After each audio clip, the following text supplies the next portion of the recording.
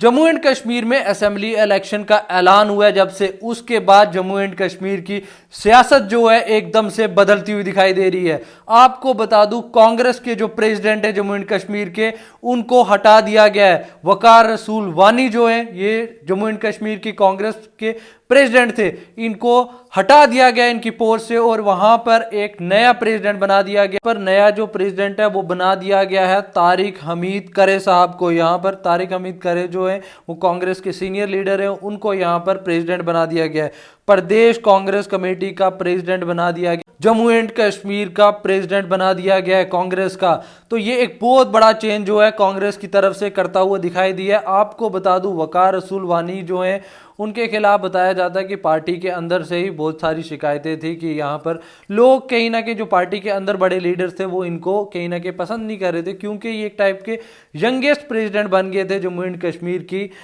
Jammu and Kashmir Congress के president बन गए थे, यंगेस्ट थे। सबसे बोला जाता है कि सबसे यंगेस्ट जो प्रेसिडेंट थे वो यही बनाए गए थे। मतलब काफ़ी देर के बाद यहाँ पर इनको प्रेसिडेंट बना दिया गया था और इनने यहाँ पर लोकसभा के जो इलेक्शन थे उसमें बहुत बड़ा जो है रोल अपना अदा किया था। कैंपेनिंग की थी अपने तमाम लीडर्स के साथ। यहाँ पर लाल सिंह जो है उनके साथ कैंपेनिंग की थी, रमन भल्ला साहब के साथ कैंपेनिंग की थी, और आप चले जाएं रजौरी पुंछ में, वहाँ पर भी इनने कैंपेनिंग की थी मियां अल्ताफ साहब के साथ, क्योंकि ये कांग्रेस जो है तब वहाँ पर अलायंस में थी। एक टाइप से अलायंस तो था उनका नेशनल कॉन्फ्रेंस के साथ, अब तो कहीं ना कहीं नेशनल कॉन्फ्रेंस से अलायंस भी देखने को मिल रहा है कि यहाँ पर असेंबली इलेक्शन के जो असेंबली इलेक्शन होने वाले हैं उसमें इनका जो अलायंस है वो नहीं है। अब बताया तो यही जा रहा है कि नेशनल कॉन्फ्रेंस और कांग्रेस का जो अलायंस है वो यहाँ पर असेंबली इलेक्शन को लेकर इनकी बातचीत चल रही है और यहाँ पर इनका अलायंस जो है टूट सकता है इस असेंबली इलेक्शन को लेकर, ऐसा बताया जा रहा है। और मैं आपको बता दूं, यहाँ पर गुलाम नबी आज़ाद का रिप्लेसमेंट कांग्रेस को अभी तक नहीं मिला। कांग्रेस ढूंढ रही है।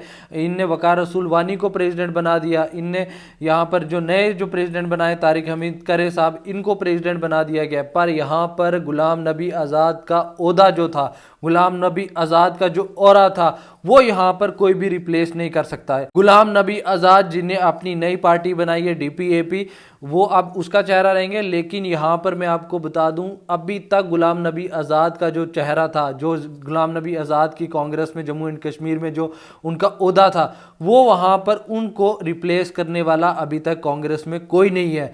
आप समझें कि यहाँ पर जो गुलाम नबी आज़ाद थे वो इंडिया के टॉप 10 पॉलिटिशियंस में आते हैं, तो उनको यहाँ पे रिप्लेस करने वाला अभी कांग्रेस में कोई भी नहीं है। यहाँ पर तमाम बड़े लीडर हैं, लेकिन यहाँ पर गुलाम नबी आज़ाद का जो चेहरा है, जो आप समझ लें CM चेहरा अभी कांग्रेस का कौन सा होता, गुलाम नबी आज़ाद। तो आप समझ लें अब जो गुलाम नबी आज़ाद सब अपनी पार्टी को लेकर प्रचार करेंगे, वो असेंबली इलेक्शन लड़ेंगे और कहीं ना कहीं 15 से 20 सीटें से ज़्यादा ये ले सकते हैं DPAP वाले भी, ये मैं आपको बता रहा हूं अभी से ही। लेकिन यहाँ पे जो कांग्रेस है, कांग्रेस बहुत ज़्यादा कमज़ोर हो चुकी है और यहाँ पर कांग्रेस जम्मू एंड कश्मीर के असेंबली इलेक्शन में इनके पास चेहरा नहीं है, CM फेस नहीं है इनके पास। DPAP के पास गुलाम नबी आज़ाद है।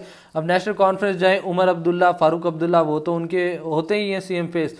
PDP का भी फेस है महबूबा मुफ्ती साहिब, और बाकी तमाम पॉलिटिकल पार्टीज का फेस तो है, लेकिन यहाँ पर कांग्रेस के पास फेस नहीं है।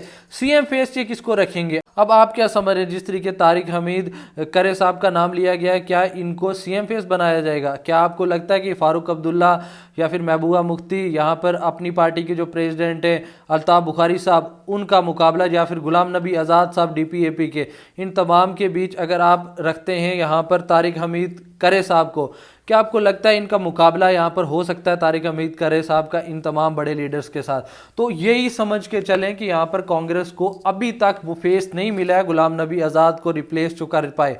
ऐसा फेस ही नहीं है कांग्रेस में। गुलाम नबी आज़ाद का जो ओहदा था वो यहाँ पर कोई नहीं रिप्लेस कर सकता, ये मैं आपको अभी से बता देता हूँ। अब कांग्रेस का आगे असेंबली इलेक्शन को लेकर उनकी जो कैंपेनिंग है वो भी तेजी से होगी, और जो यहाँ पर कांग्रेस का अलायंस था नेशनल कॉन्फ्रेंस के साथ, अब तो नेशनल कॉन्फ्रेंस के फारूक अब्दुल्ला साहब बोलते हैं कि हम अलायंस कोई नहीं रखने वाले, हम अकेले लड़ने वाले। तो आप समझ लें यहाँ पर कांग्रेस अकेले इलेक्शन लड़ने वाली है और यहाँ पर कांग्रेस के पास सीएम जो फेस है वो नहीं है। मैं आपको अभी से बता रहा हूँ, सीएम फेस कांग्रेस के पास बिल्कुल नहीं है। मुझे तो लगता है तारिक हमीद करे साहब को जो सीएम फेस बनाने की कोशिश कर रहे हैं, मुझे लगता है कि यहाँ पर वकार रसूल वानी बेटर फेस थे। मतलब तारिक हमीद जो करे साहब है उनसे बेटर फेस तो यहाँ पर वकार रसूल वानी था। जम्मू कश्मीर के लोग अब पहचानने लग गए थे कि वकार रसूल वानी जो है ये कांग्रेस के प्रेसिडेंट है। तो आस्ता आस्ता जगह बनती है लोगों के दिलों में। यहाँ पर बना रहा था वकार रसूल, लेकिन उसको यहाँ से हटा दिया गया। यहाँ पे मैं आपको बता दूं, कांग्रेस का बहुत बड़ा नुकसान है, इनने वकार रसूल वानी को हटा दिया। वो भी असेंबली इलेक्शन की अभी डेट अनाउंस हुई है, उसके कुछ ही घंटे के बाद यहाँ पर वकार रसूल वानी को हटा दिया जाता है। ये मुझे लगता है कि सही नहीं था। ये डिसीजन जो है ये जाकर आगे जाके रिग्रेट जो है करेगी कांग्रेस। ये मैं आपको अभी से बता देता हूँ।